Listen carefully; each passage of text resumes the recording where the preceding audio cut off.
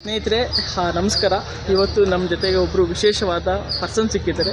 ಅಕ್ಕ ಭಾರ್ಗವಿ LLBಲಿ ಇವರು ಕಾಮಿಡಿಯಾಗಿ ಮಾಡಿದ್ದಾರೆ, ಹರೀಶ್ ಸರ್ ಅಂತ. ಇವತ್ತು ಅವ್ರನ್ನ ಮಾತಾಡ್ಸೋಣ. ಸರ್, ತಮ್ಮ ಗುಡ್ ನೇಮ್ ಹೇಳಿ ಸರ್, ತಮ್ಮ ಪರಿಚಯ ಮಾಡ್ಕೊಳ್ಳಿ ಸರ್. ಜನರ ಧ್ವನಿಗೆ ಮೊದಲನೇದಾಗಿ ನಿಮ್ಮ ಹರೀಶ್ ಗುಂಗೇರ್ ಮಾಡುವ ನಮಸ್ಕಾರಗಳು.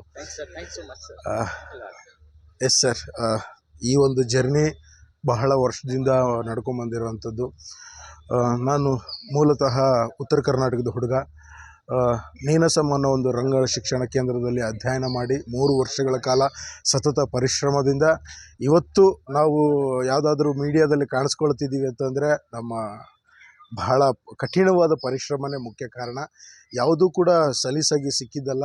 ಬಹಳ ಶ್ರಮ, ಶ್ರದ್ಧೆ, ಶಿಸ್ತು ಇವೆಲ್ಲವನ್ನು ಕೂಡ ರೂಢಿಸ್ಕೊಂಡು ಇವತ್ತು ಒಂದು ಹಂತಕ್ಕೆ ಬಂದಿದ್ದೀವಿ.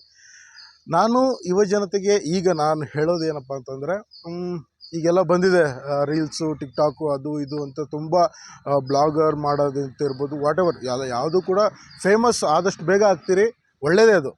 ಆದರೆ ನಾನು ಏನು ಆ್ಯಕ್ಟಿಂಗ್ನೇ ಬಹಳ ಪ್ರೈಮರಿಯಾಗಿ ತೊಗೊಂಡಿರೋರಿಗೆ ನಾನು ಹೇಳೋದು ಒಂದೇ ಒಂದು, ಅತಿ ಹೆಚ್ಚು ಬುಕ್ಗಳನ್ನು ಓದಿ, ಜೊತೆಗೆ ರಂಗಭೂಮಿಯಲ್ಲಿ ಹಲವಾರು ನಾಟಕಗಳನ್ನು, ವಿಶೇಷವಾದ ನಾಟಕಗಳನ್ನು, ವಿಭಿನ್ನವಾದ ಕಥೆಗಳನ್ನು ಇಟ್ಕೊಂಡು ನಾಟಕಗಳನ್ನು ಮಾಡಿ. ಯಾಕಂದರೆ ಅದು ನಮ್ಮ ಈಗಿನ ಜನ್ರೇಷನ್ನವ್ರಿಗೆ ಆ್ಯಕ್ಟಿಂಗ್ ಅಂದರೆ ಏನು, ನಾವೇನು ಅಭಿನಯ ಅಂತ ಏನು ಕರಿತೀವಿ, ಅದು ಬಹಳ ಮೂಲಭೂತವಾದಂತಹ ಬುನಾದಿ ಅಂತ ನಾನು ಹೇಳೋದಕ್ಕೆ ಇಷ್ಟಪಡ್ತೀನಿ.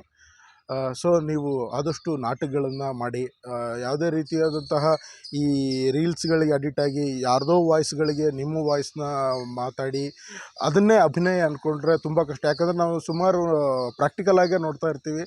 ಸೀರಿಯಲ್ಗಳಲ್ಲಿ ನಾನೊಂದಿಷ್ಟು ಫಾಲೋವರ್ಸ್ ಇಟ್ಕೊಂಡು ನಾನು ಬಂದಿದ್ದೀನಿ, ಆ್ಯಕ್ಟ್ ಮಾಡ್ತೀನಿ ಅಂತ ಅಂದಾಗ ಅವರಿಗೆ ಸ್ವಂತ ಧ್ವನಿ ಅಂದರೆ ಮಾತು ಹೇಳಬೇಕಾದ್ರೆ ಅವರಿಗೆ ಏರಿಳಿತಗಳು ಗೊತ್ತಿರಲ್ಲ, ಇಂಟೋನೇಷನ್ಸ್ ಅಂತ ನಾವೇನು ಕರಿತೀವೋ ಅದು ಗೊತ್ತಿರಲ್ಲ, ಮಾಡ್ಯುಲೇಷನ್ಸ್ ಗೊತ್ತಿರಲ್ಲ. ಯಾವಾಗ ನಾವು ನಾಟಕಗಳನ್ನು ಮಾಡ್ತೀವೋ ಅದರಲ್ಲಿ ನಮಗೆ ಎಲ್ಲ ರೀತಿಯಾದಂಥ ವಿಶೇಷವಾದದ್ದು ಗೊತ್ತಾಗ್ತಾ ಹೋಗುತ್ತೆ. ಹಾಗಾಗಿ ನಾಟಕಗಳನ್ನು ಮಾಡಿ, ಬೀದಿ ನಾಟಕಗಳನ್ನು ಮಾಡಿ ಅತಿ ಹೆಚ್ಚು. ಯಾಕೆ ಅಂತಂದರೆ ಬೀದಿ ನಾಟಕ ಮಾಡೋದ್ರಿಂದ ನಿಮಗೆ ಡೈರೆಕ್ಟ್ ಆಡಿಯನ್ಸ್ ಜೊತೆಗೆ ತುಂಬ ಹತ್ತಿರ ಆಗ್ತೀರಿ. ಯಾಕಂದರೆ ಅವ್ರು ನೋಡಿದಾಗ, ಎದುರುಗಡೆ ಸಿಕ್ಕಾಗ ನಿಮ್ಮ ಒಳಗಿರುವಂಥ ಒಬ್ಬ ನಟ ಎಚ್ಚೆತ್ತುಕೊಳ್ತಾನೆ. ಸೊ ಆ ಥರದ್ದು ಮಾಡೋದ್ರಿಂದ ಒಂದಿಷ್ಟು ಆ್ಯಕ್ಟಿಂಗ್ನ ಮಜಲ್ಸ್ಗಳು ನಿಮಗೆ ಗೊತ್ತಾಗ್ತಾ ಹೋಗುತ್ತೆ.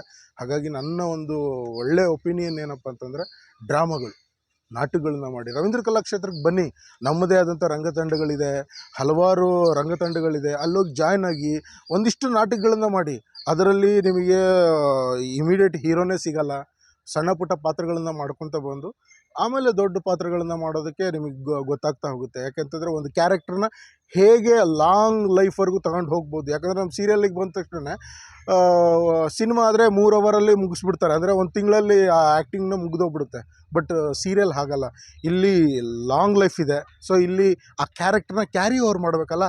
ಸೊ ಅದಕ್ಕೆ ನಿಜವಾದ ಬುನಾದಿ ಯಾವುದು ಅಂತಂದರೆ ಥಿಯೇಟ್ರ್. ಹಾಗಾಗಿ ಯುವ ಜನತೆಗೆ ನಾನು ಬಹಳ ರಿಕ್ವೆಸ್ಟ್ ಮಾಡಿ ಕೇಳ್ಕೊಳ್ಳೋದು, ನಾಟಕಗಳನ್ನು ಮಾಡಿ, ನಾಟಕಕ್ಕೆ ಬನ್ನಿ, ನಾಟಕಗಳನ್ನು ಮಾಡ್ತಾ ನಿಮ್ಮಲ್ಲಿರ್ತಕ್ಕಂಥ ಕಲಾ ಪ್ರತಿಭೆನ ಹೊರಗಾಕಿ ಅಂತ ಈ ಮೂಲಕ ಹೇಳ್ತೀನಿ. ಇಲ್ಲ ಸರ್, ತುಂಬಾನೇ ಖುಷಿ ಆಯ್ತು ನೋಡಿ. ಒಂದು 3-4 ಪಾಯಿಂಟ್ ಅನ್ನ ತುಂಬಾ ಹೈಲೈಟ್ ಮಾಡೋದು, ಬುಕ್ಕನ್ನು ಓದೋದು ತುಂಬಾ ಇಂಪಾರ್ಟೆಂಟ್. ಬುಕ್ಕನ್ನು ಓದೋದನ್ನ ನೀವು ಮಾಡ್ಕೋಬೇಕಾಗತ್ತೆ.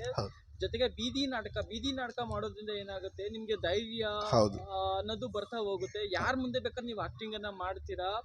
ಸೊ ಆಮೇಲೆ ಏನಾಗ್ತದೆ, ಕಲೆ ಅನ್ನೋದು ಲಾಂಗ್ ಟೈಮ್, ಅಂದ್ರೆ ಧಾರಾವಾಹಿಲಿ 1 ದಿನಕ್ಕೆ 2 ದಿನಕ್ಕೆ ಮುಗಿಯೋದಿಲ್ಲ, ವರ್ಷಾನ್ಗಟ್ಲೆ ಹಿಡಿತದೆ ಅಂತ ತುಂಬಾ ಅದ್ಭುತವಾಗಿ ತಿಳಿಸ್ಕೊಟ್ಟಿದ್ದೀರಾ. Thank you so much sir. ನಿಜವಾಗ್ಲೂ ನಿಮ್ಮ ಅಮೂಲ್ಯವಾದ ಟೈಮ್ನ ಕೊಟ್ಟಿದ್ದಕ್ಕೋಸ್ಕರ, ಅಂದ್ರೆ ಉತ್ತಮವಾದಂತ ಮೆಸೇಜ್ ಇದೆ. Thank you so much sir. I like you. Thank you.